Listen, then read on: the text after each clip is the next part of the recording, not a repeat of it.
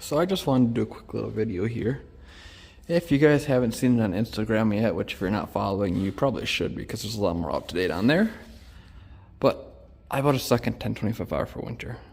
Another 47-inch heavy-duty snowblower, brand new, never been used. I'm going to be doing a whole video series on this, on how to install the front 3-point, how to install my electric chute up here, just fully speccing this thing out. This is plain stock. The only thing that's an option about it is the factory cab and the quick hitch.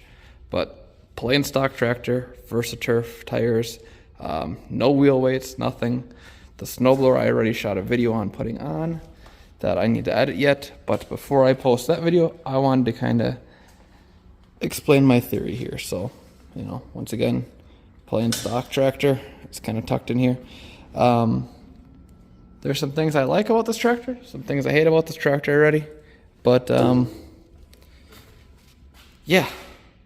So let's just kind of do a quick little walk around some things that I've noticed that are different.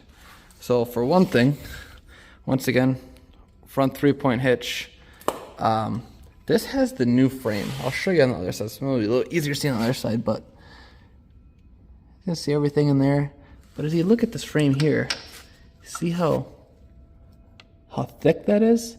So there's a steel frame that is only like maybe 3/16 of an inch thick. It's pretty thin. But then they got these big heavy cast iron pieces in here. It's interesting. So you can see that cast iron piece is way back there. And then your loader mounts net. So you can see the pins here for that. And the other ones are used as part of the cab mount. Same thing, hydraulics there. Back here, this should have the newer style pumps on it. This should be a different, you guys are way too bright here. This should have a different like hydraulic setup in it, according to what I read. Which, yeah, that looks to be true because mine doesn't have that line there. So there should be like a twin pump setup or something weird like that, where it's two separate pumps, opposed to the older 1025Rs that have a single pump that with a diverter valve or priority control valve to make sure you always have steering function. This is going to be two separate circuits, one for steering, one for all your other hydraulics. Dipstick's kind of in the same spot. PTO, everything like that looks the same down here. With doing that hydraulic difference, there should be actually a 1 horsepower more PTO. I don't know if you'll ever even feel that or notice it, but that is that. These are still the same with that. Everything back here is pretty well the same. Like I said, factory Moser cab, plain stock, nothing on it. But here, I'll take a closer look at this frame rail. As you can see, it is that super thick frame rail, and your loader still mounts here and then there where this cab mount is. This cab looks a little bit easier to pull off than the original Moser cabs. They changed this recently. It looks like you can pull that bolt there and pull these two bolts here and the other bolt on the other side, and looks like you can relatively easy pull this cab. I mean, still never going to be as fast as what my Cozy cab is, because this has coolant lines here and everywhere else. But yeah, it's definitely an interesting little setup. This does have the brand new dash, so in here everything's your classic Moser cab, plain stock again, just factory, what the factory cab comes with. But this here is probably about the coolest thing on this tractor. Is we have the new dash, and I don't know if you guys seen that. It should pop up here once my phone connects to it, but it's got the Smart Tractor Connect already to connect with the John Deere equipment app, where it'll automatically sync the engine hours. You can see a live dashboard in the app of trouble codes and diagnostics codes. I don't really know how many diagnostics codes there are off this tractor because it really doesn't got that many sensors, but it does sync the engine hours. You can also see engine temps on the app. A couple other things that you can't quite see on this dash.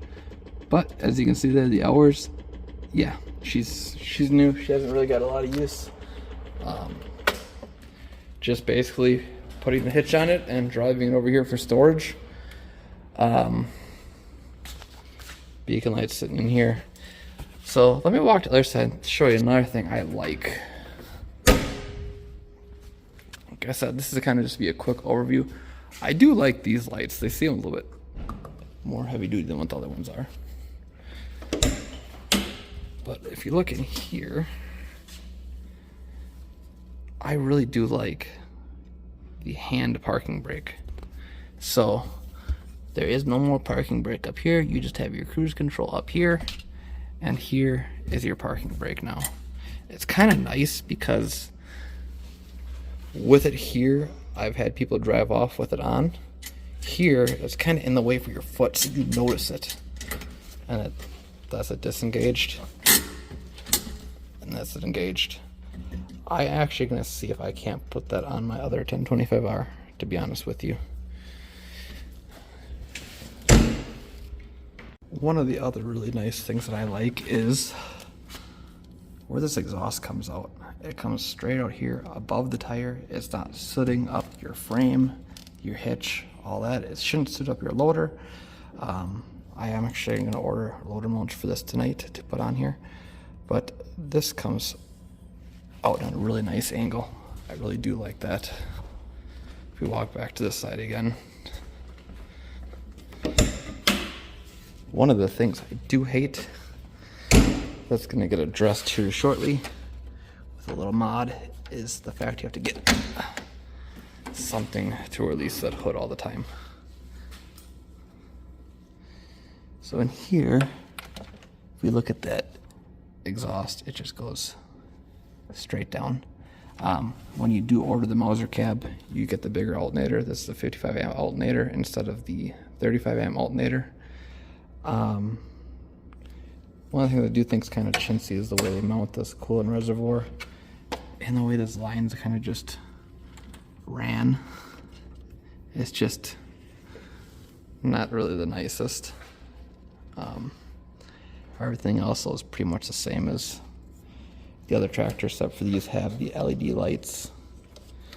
So these are actual LED lights. And there's actually a high and a low beam to these. So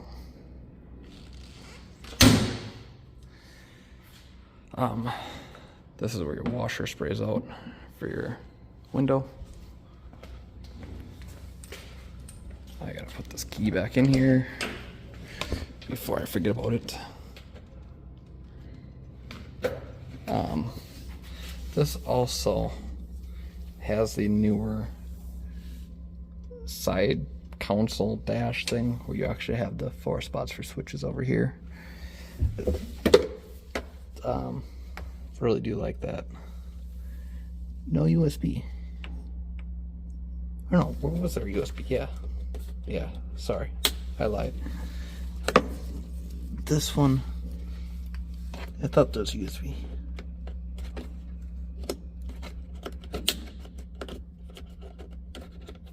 Right there's a USB jack.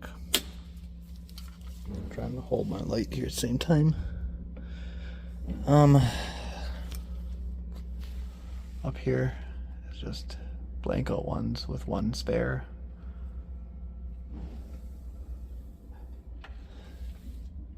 These do come with the mounts for speakers. There's no speakers behind them. I believe the radio actually goes on that mount right there. But let's go back to the other side.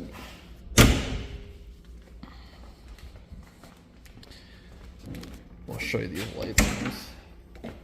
So if you turn them on, obviously your first watch is just that. Maybe turn them one notch. You notice only the top of the lights are lit up. You go to your full work lights, then the whole thing's light up as along with them, which are really bright actually. So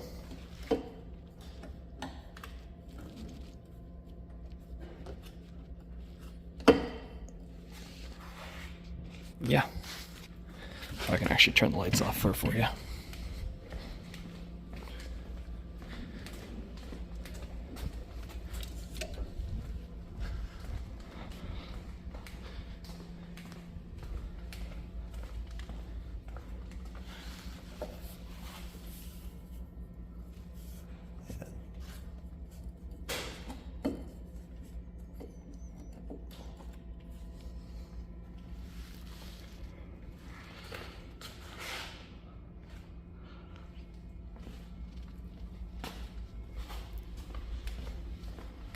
Sorry about that. I got distracted playing on my lights. I just kind of adjusted my top lights here a little bit. They're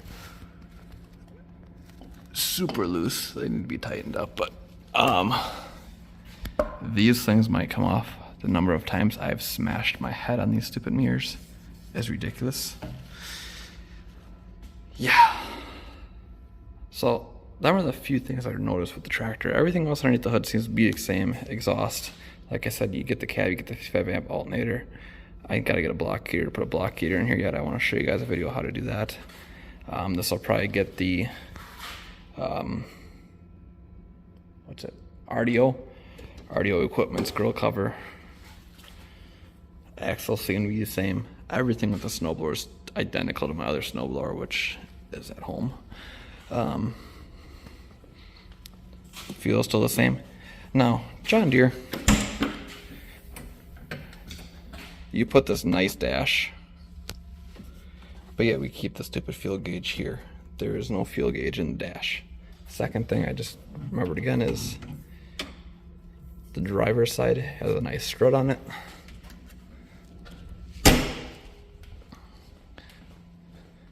We walk around to the passenger side. This door does not stay open. There's no strut. There's mounts here for the strut. You have to buy the strut separately. It's just got this strap on here, which kind of sucks, but kind of is what it is, I guess. Behind the seat there's a little pouch, storage pouch. This seat here too is totally different than the 2017 model I have. I don't know. It's gonna take some time getting used to. I don't think it's quite as comfortable. We also do need to take care of some safeties on here yet, because the seat switch gets me all the time, because my other tractor I'm used to not having to put it in neutral to hop out the seat. Yeah. But anyways, there's just kind of a quick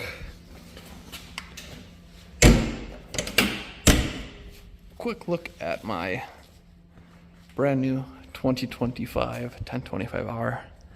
Like I said, because this has a factory cab that stays on it, this is going to be used mostly for snow blowing, maybe some tilling, and also for the broom. Yeah. And probably get some loader work. Like I said, I'm ordering the loader mounts for that tonight. But yeah, there'll be a whole video series coming on this thing.